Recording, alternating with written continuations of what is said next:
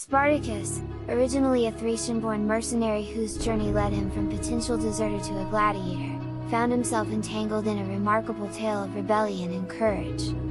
Born in an era shrouded in the mists of the 1st century BCE, Spartacus' life took a dramatic turn when he was sold into slavery. His destiny, unbeknownst to him, was about to intersect with the fate of an empire.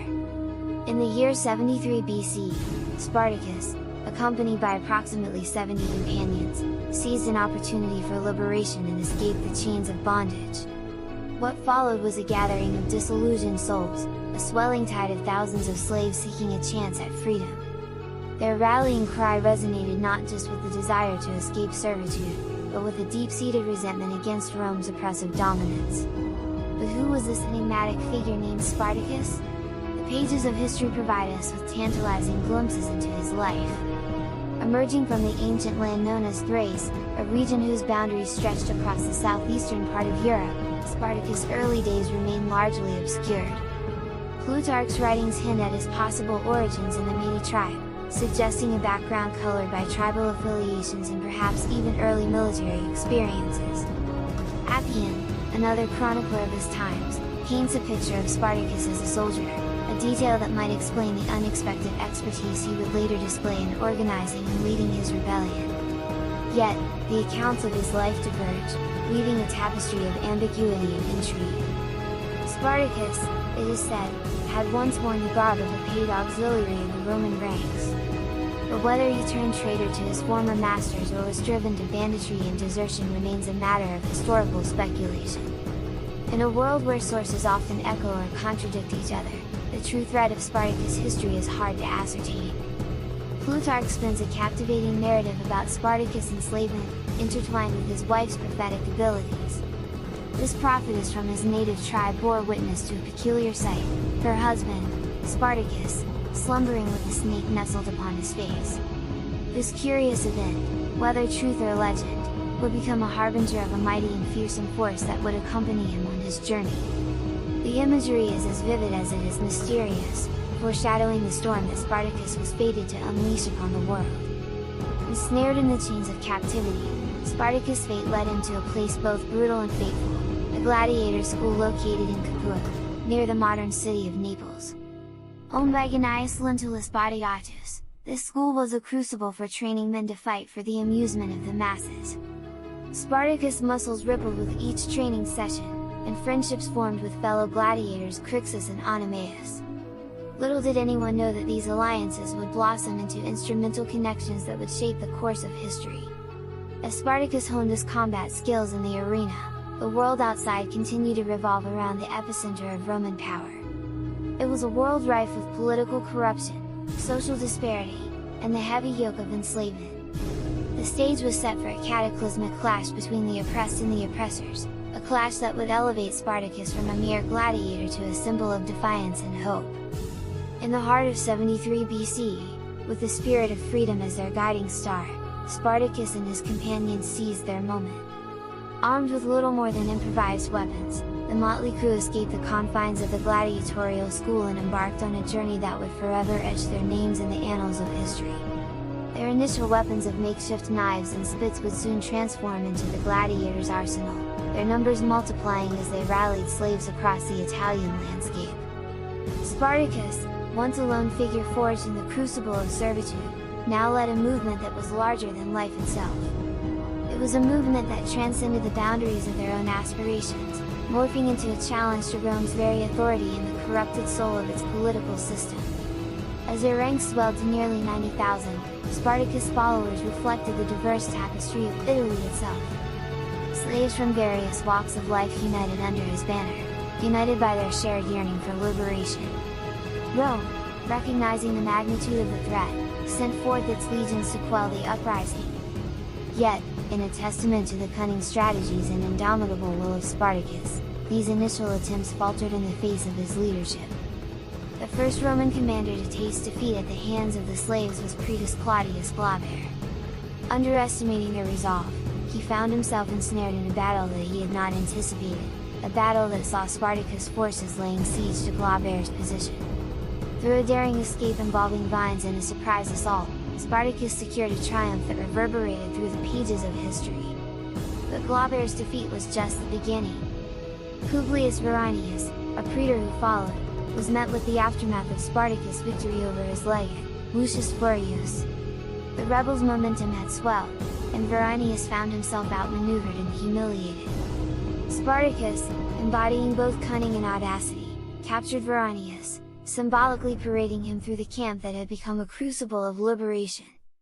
Even the mightiest of Roman forces, marshaled by consuls themselves, were no match for Spartacus' genius. The tables had turned, the once enslaved now wielded power and strategy that Rome had not foreseen. The story of Spartacus was no longer one of survival, it was a saga of defiance against an empire that had thrived on domination. And so, Spartacus, his name echoing through time, led his forces with purpose. They sought not just escape, but a return to their homes, a return to a life denied to them by the chains of slavery. With the North as their destination, their journey became a symbol of resistance, a testament to the human spirit's unyielding desire for liberty. In the grand tapestry of history, Spartacus stands as a figure of inspiration, a reminder that even in the face of insurmountable odds, the courage to stand and fight for one's rights can shape the course of nations. His legacy lives on as a beacon of hope, a symbol of the indomitable human spirit that refuses to bow to tyranny. Spartacus, a name that echoes through the corridors of history, made a strategic decision when choosing to head northward. With the southern territories under the firm grip of the Roman military, sailing from that direction was simply not feasible. While one might ponder why Spartacus and his followers didn't undertake a Hannibal-esque journey across the Alps to escape Rome's clutches, this remains a puzzle destined to baffle generations. The hypothetical prospect of traversing the Alps could have opened a path to their liberation, enabling them to break free from the shackles that bound them to servitude. The notion of why Spartacus didn't choose to route through the formidable mountain range is a mystery for the ages.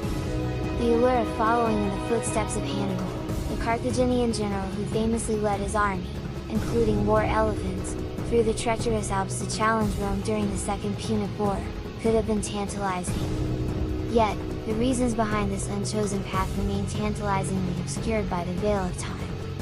While their intent may have been to scatter upon reaching safer territory, Spartacus' followers, buoyed by their string of victories, seemingly became enamored with a more chaotic agenda.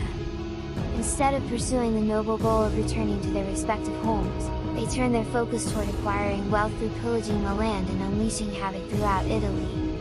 Their motivations pivoted from liberation to acquisition, as a heady taste of success transformed their aspirations.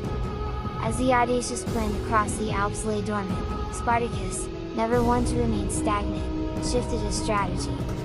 The tantalizing prospect of reaching the Italian coast to secure a means of escape tantalized his thoughts.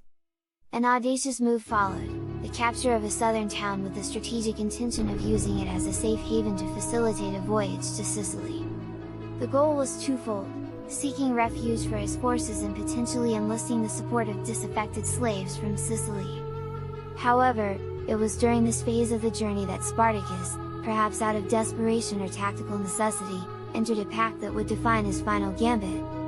A deal was struck with Cilician pirates, a group of maritime bandits hailing from Asia Minor. These pirates, who had terrorized Mediterranean coastlines for decades, aimed to use Sicily as a base for their plundering escapades across Italy. A symbiotic alliance was formed, one that held the promise of salvation for Spartacus and his followers. As the year 71 BCE dawned, the Strait of Messina lay ahead, a fateful threshold on their tumultuous journey. Yet, the promised rendezvous with the Cilician sailors never materialized. The foundation of their escape plan crumbled, leaving Spartacus in an increasingly precarious situation. What transpired behind the scenes remains a mystery, shrouded in conjecture. Whether bribes from Roman forces or internal disagreements sabotaged their arrangement, the outcome was unalterable: betrayal. In the face of this stunning betrayal, Spartacus found himself cornered. Emerging from the shadows was Marcus Licinius Crassus, an influential figure in Roman society. Crassus marshaled 8 legions, forming an imposing force aimed squarely at eradicating the rebellion. To communicate his unyielding resolve, Crassus resorted to the brutal practice of decimation, executing every 10th man in defeated units, a visceral warning that echoed through the ranks. Recognizing the gravity of Crassus' intent, Spartacus extended an olive branch in the form of a peace treaty, a gesture that was swiftly rejected. Fueled by the imperative to rally his forces and the thirst for retribution, Spartacus took a drastic step. He ordered the crucifixion of a Roman soldier before his own troops. This macabre spectacle was meant to ignite the flames of unity and purpose. As the conflict escalated, Spartacus navigated a treacherous path through Crassus' intricate web of traps and maneuvers. Internal dissent further strained his efforts, sapping his resources and testing his leadership. Ultimately, in 71 BC, Spartacus stood face to face with Crassus in a climactic confrontation. The clash was fierce, a tumultuous collision that echoed with the cries of battle. While Spartacus' forces fought valiantly, the Roman legions, led by Crassus, emerged as the victors.